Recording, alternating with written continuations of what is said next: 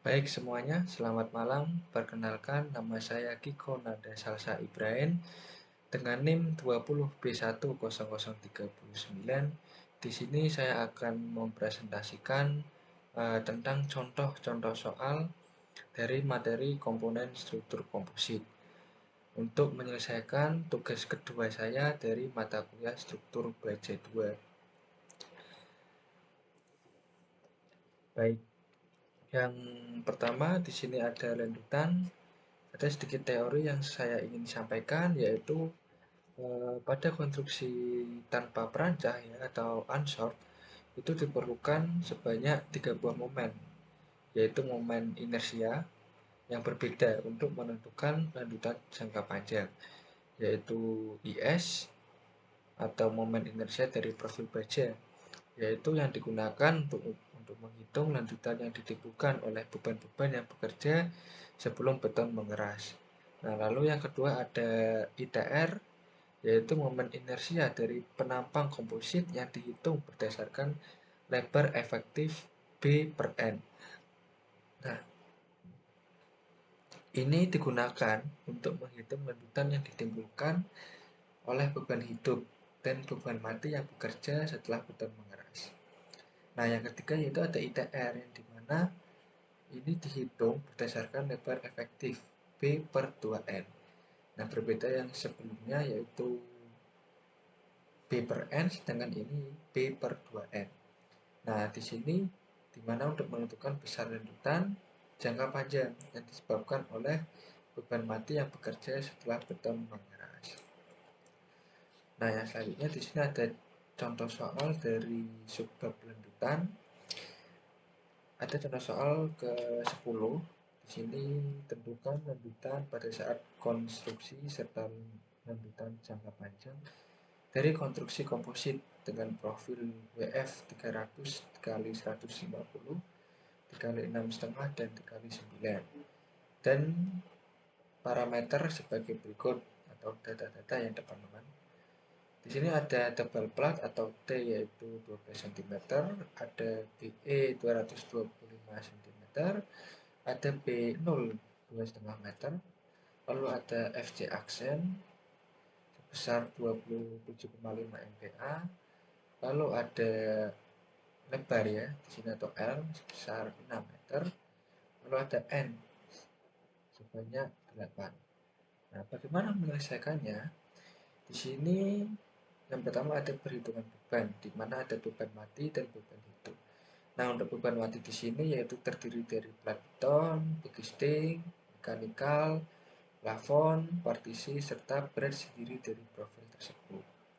Nah, di mana dari masing-masing beban mati ini dihitung dengan hasil sebagai berikut ini. Nah, setelah dari masing-masing beban mati ini dihitung, lalu kita menghitung beban hidup yang dimana di sini 400 dikalikan dengan 2,5, yaitu didapat dengan hasil 1000 kg per meter, atau jika kita buat ke Newton per milimeter didapatkan 10 Newton per milimeter. Nah, lalu setelah kita menghitung perhitungan beban yang terdiri dari mati dan hidup atau beban mati dan hidup, lalu kita menghitung lanjutan pada saat konstruksi. Nah, lanjutan pada saat konstruksi ini terdiri dari akibat plat dan berat sendiri profil itu, lalu ada akibat begisting,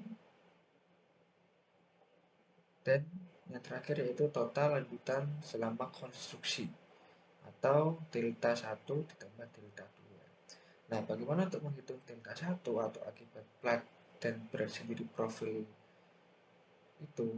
Nah, di sini ada rumus yaitu 5 dikali Q dikalikan L pangkat 4 per 384 dikalikan E LS. Nah, lalu didapatkan perhitungan sebagai berikut ini, nah dimana hasilnya yaitu 8,85 mm. Lalu ada akibat begisting, nah dimana di sini rumusnya pun juga sama seperti yang akibat plat dan berat profil itu sendiri, yaitu 5 QL pangkat 4 per 384 I ELS, di mana didapatkan 0,58 mm. Di sini perbedaannya hanya ada di Q-nya ya teman-teman, di mana dari plat dan berat profil itu sendiri di sini Q-nya yaitu 7,2 ditambah 0,367, sedangkan di sini yaitu 0,5, jadi langsung 0,5. Nah, lalu setelah didapatkan delta 1 dan delta 2, maka ditotal. Yes, lanjutan sama konstruksi ini ditotal ditemukan sebesar 9,43 mm.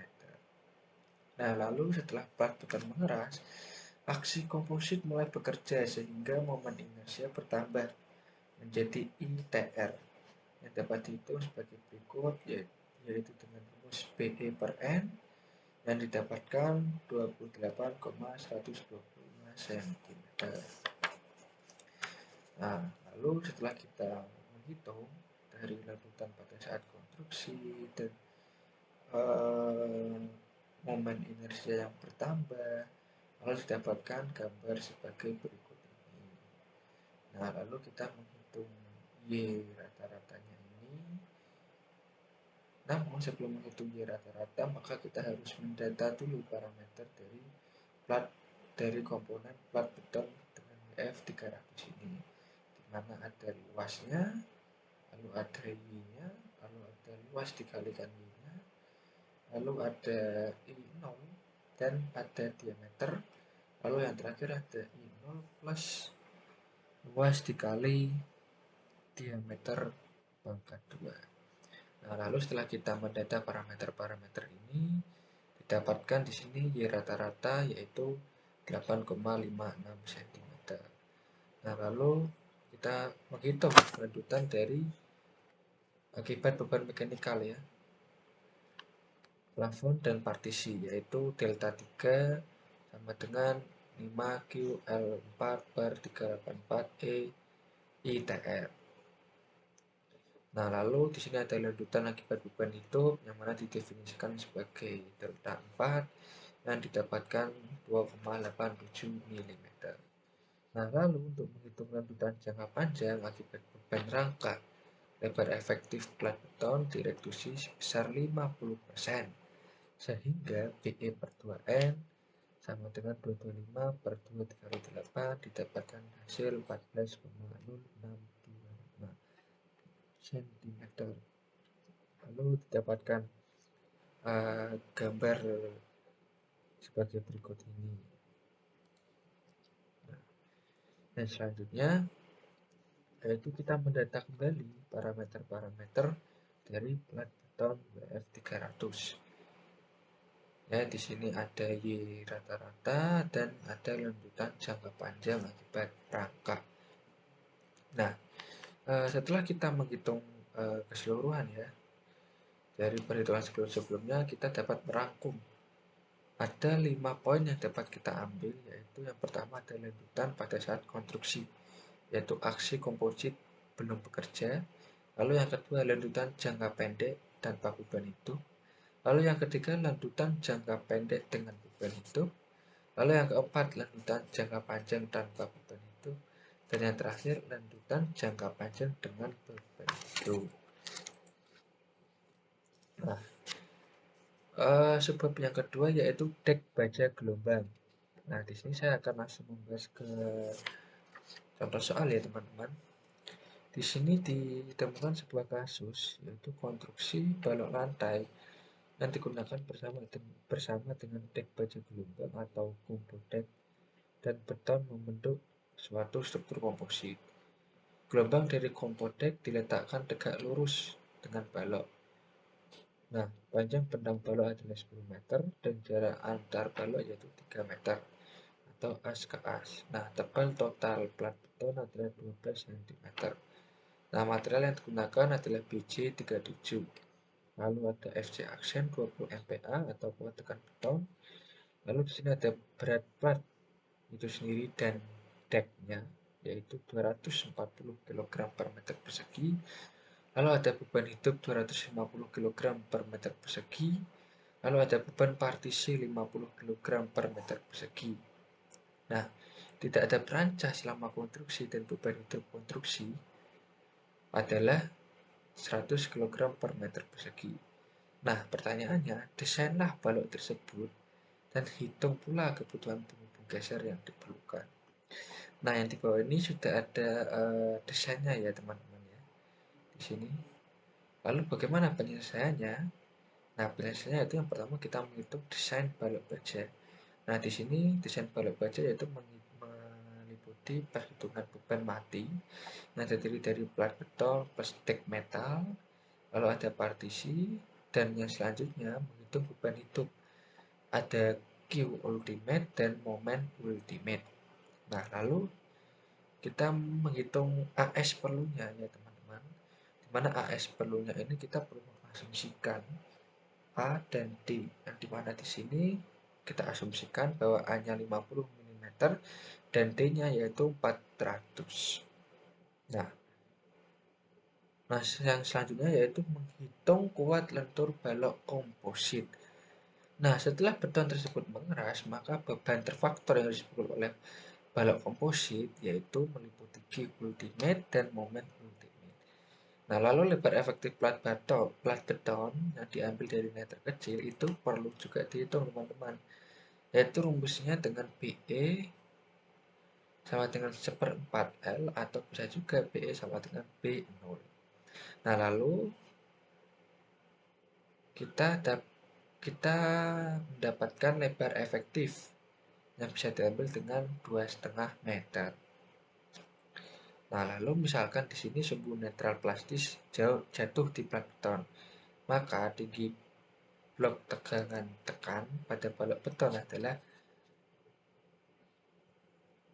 A sama dengan AS dikalikan FY per 0,85 dikalikan mutu beton itu dan dikalikan dengan BE. Nah, karena A kurang dari TC, berarti sumbu netral plastis jatuh pada plat beton dan sesuai dengan asumsi semula.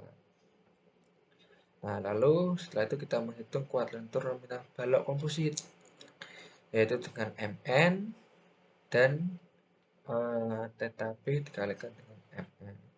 Nah, selanjutnya di sini ya teman-teman ya, ini agak sedikit kecil mungkin biasanya, yaitu kita menghitung balok yang harus diperiksa terhadap geser. Di sini ada V ultimate, ada theta dikalikan dengan Vn, lalu yang terakhir ada H per T. Nah, yang selanjutnya yaitu kita menghitung kebutuhan penghubung geser. Di sini kita dapat mencari dengan RS, lalu dengan EC, lalu dengan kuat geser satu buah stud yang dapat dicari dengan QN dan ASC dikalikan F ultimate dan jumlah stud itu sendiri yang diperlukan yaitu dengan N dengan rumus VH per QN. Nah, lalu di sini kita dapatkan jumlah stud yang diperlukan yaitu sebanyak 21,58. Nah, maka kita bulatkan ke atas ya teman-teman, karena di sini lebih dari 0,5. Kita bulatkan ke atas. Sebenarnya untuk amannya, walaupun itu di bawah 0,5 ya atau di bawah 0,5 di belakangnya, maka lebih baik kita bulatkan ke atas saja untuk mengambil titik amannya. Maka di sini didapatkan 22 stud untuk setengah bentang. Nah, lalu setelah itu kita di sini menghitung keseimbangan gaya yang terjadi, menghitung letak sumbu netral plastis yang dihitung dari sebelah atas flange tekan, lalu kita di sini juga menghitung letak garis kerjanya atau TS yang diukur dari tepi bawah flange baja. Lalu di sini kita menghitung juga momen internal terhadap garis kerjanya tersebut. Itu ya teman-teman ya. Lalu setelah kita menghitung keseluruhannya dari sini ya teman-teman, didapatkan ada 26 buah stud dengan jarak 400 mm tiap dua gelombang dek baja. Nah, lalu kita menghitung kontrol lendutan, dimana sebelum beton mengeras maka di sini ada QT, lalu ada delta 1. Lalu setelah itu, setelah kita menghitung QT dan delta 1, kita dapat menggambar dengan parameter sebagai berikut ini teman-teman. Nah, lalu di sini ada juga I rata-rata, I efektif, dan delta S. Lalu kita yang terakhir menghitung lanjutan total yang terjadi, yaitu di mana di sini Tesla 1 ditambah 3 dan ditambah 5 didapatkan 41,6 mm. Nah, lalu materi yang terakhir atau sebab yang terakhir yaitu kolom komposit. Nah, di sini saya langsung masuk ke contoh soal ya teman-teman ya. Di sini hitunglah nilai kuat tekan rencana dari gambar kolom komposit di bawah ini ya teman-teman, atau sebagai berikut. Di sini diketahui gambar dengan parameter sebagai berikut. Lalu bagaimana sih penyelesaiannya? Nah, yang pertama penyelesaiannya kita menentukan luas beton dan luas profil atau AC dan AS, di mana di sini AC didapatkan 250.000 mm persegi dan luas profilnya yaitu 11.980 mm persegi. Nah, lalu kita menghitung atau memeriksa syarat luas minimum profil baja dan syarat jarak sengkang atau pengikat lateral dan syarat luas tulangan longitudinal, yaitu diantaranya ada jarak antar tulangan longitudinal dan luas tulangan longitudinal. Lalu ada syarat tulangan lateralnya, yang di sini ada luas tulangan sengkang. Lalu menghitung tegangan leleh yang telah dimodifikasi, yaitu ada luas total tulangan longitudinal atau AR dan luas neto beton atau AC. Nah, lalu di sini ada FMY atau FMY ya teman-teman. Di sini didapatkan 571,66 MPa. Nah, setelah itu kita menghitung modulus elastisitas yang telah dimodifikasi, yaitu di sini ada EM yang didapatkan sebesar 295.152,66 MPa. Nah, lalu ciri-ciri girasi kolom komposit diambil dari nilai terbesar antara 0,3 B dan RI itu sendiri. Lalu didapatkan di sini RM sama dengan 150 mm. Nah, langkah selanjutnya adalah menghitung kuat tekan kolom komposit. Di sini ada gamma C, lalu ada di sini W ya teman-teman. Di sini saya lupa ini istilahnya apa namanya. Lalu selanjutnya di sini ada FCR, lalu ada NN dan ada theta dikalikan NN, dan yang selanjutnya yaitu kita menghitung kuat tekan aksial rencana dari profil WF 300, 310, 15. Nah, beban tekan aksial rencana yang dipikul oleh beton yaitu theta dikalikan NNC, lalu yang terakhir yaitu 1,7 dikalikan theta dikalikan FC aksen dikalikan N dikalikan AB. Didapatkan di sini bahwa hasilnya yaitu lebih besar dari theta dikalikan NNC. Nah, yang selanjutnya yaitu ada contoh yang kedua, yaitu periksalah apakah kolom pipa komposit berikut ini cukup untuk menahan gaya aksial tekan PD sama dengan 20 ton dan PL sama dengan 45 ton. Material yang digunakan adalah BJ sama dengan BJ 37. Nah, parameternya yaitu ada kuat tekan beton dan ada diameter pipa itu, ada diameter luar pipa itu sendiri, lalu ada D-nya 7 mm, lalu ada diameter dalam pipa itu sendiri, yaitu dengan diameter luar dikurangi 2 dikalikan D. Nah, lalu bagaimana menyelesaikannya? Nah, yang pertama teman-teman, kita menghitung gaya tekan aksial. Gaya tekan aksial perlunya ya teman-teman. Di sini rumusnya yaitu PU. Di mana PU 1,2 PD ditambah dengan 1,6 PL. Nah, lalu memeriksa ketebalan minimum pipa. Nah, di sini ada T min dengan rumus yaitu D akar FY per 8E. Nah, lalu setelah kita menghitung menghitung gaya tekan aksial perlunya. Lalu kita menghitung ketebalan minimum pipa, maka kita memeriksa luas penampang minimum profil baja terhadap luas total penampang komposit. Nah, di sini kita menghitung AS dan AC, dan yang ketiga yaitu menghitung AS dibagi dengan AS ditambah dengan AC. Nah, lalu kita menghitung nilai tegangan leleh modifikasi atau FMY atau modulus elastisitas modifikasi atau EM, dan jari-jari girasi atau RM. Nah, di sini kita menghitung FMY ya teman-teman, di mana didapatkan 369 MPa. Lalu di sini ada EC, EM, RM atau R pipa itu sendiri. Nah, lalu ada gamma C-nya. Nah, karena di sini gamma C-nya itu lebih dari 0,25 dan kurang dari 1,2, maka W-nya ini kita dapatkan, kita mengambil rumus 1,43 per 1,6 dikurangi 0,67 gamma C. Lalu ada FCR yaitu FMY per W-nya itu. Lalu ada NN dengan rumus AS dikalikan FCR. Lalu ada theta dikalikan NN.